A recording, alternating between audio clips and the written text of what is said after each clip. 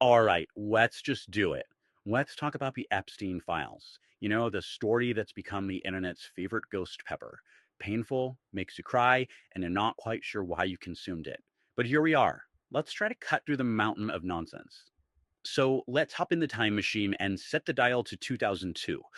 Back then, Donald Trump gave an interview to New York Magazine about his buddy, Jeffrey Epstein. And what did he say? He called him a terrific guy, said he was a lot of fun to be with. Go ahead and file that away. It'll be imported later. And cue the screeching tires. Fast forward to 2019. Epstein gets arrested, and suddenly that whole terrific guy thing, gone. Poof. Now the official line is I wasn't a fan. This, my friends, is just the opening act for a real symphony of absurdity. Okay, so before we get any deeper into this swamp, we need to get one thing straight. What in the world are we actually talking about when we say the files? Because the internet is treated this thing like a workshop test for conspiracy theories. Here's the absolute number one thing to get straight. The Epstein Files is not some neat reorganized letter-bound book titled List of Bad Guys. It's a huge, chaotic mess of legal documents, depositions, emails, you name it, all dumped from a lawsuit against Ghislaine Maxwell. It's a legal jigsaw puzzle with half the pieces missing. And when I say huge, I'm not kidding. We are talking about more than 26,000 pages. You see a number like that, and you start to understand, right? It's the perfect breeding ground for anyone who wants to cherry pick a sentence and build an entire fantasy universe around it.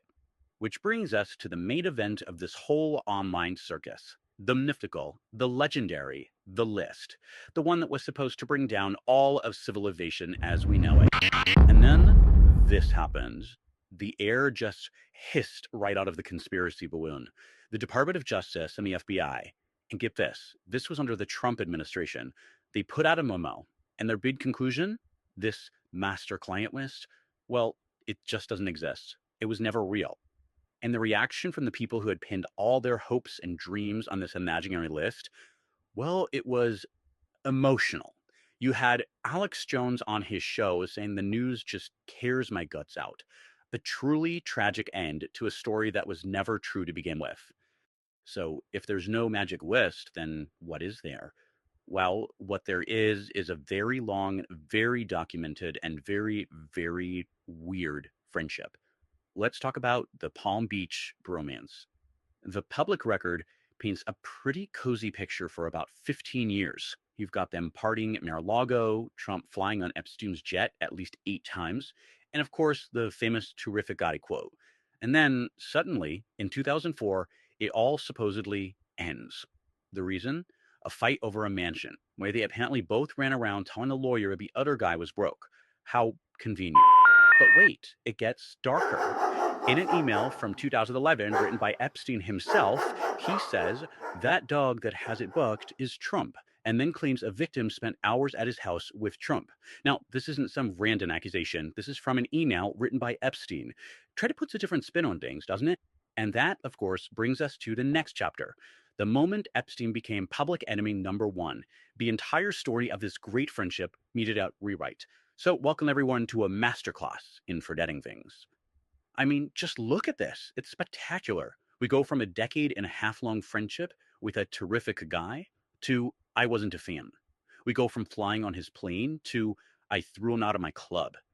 And when those don't work, well, obviously the whole thing is a giant hoax invented by the Democrats.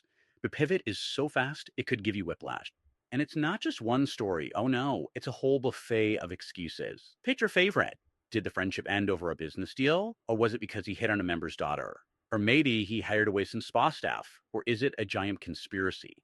And of course, the final desperate move, why are you even still talking about this guy? Pick a story, any story. So after all of that, the documents, the denials, the dizzying backpedaling, where does it actually leave us? Well, prepare yourself for the deeply unsatisfying conclusion. And really, this just says it all.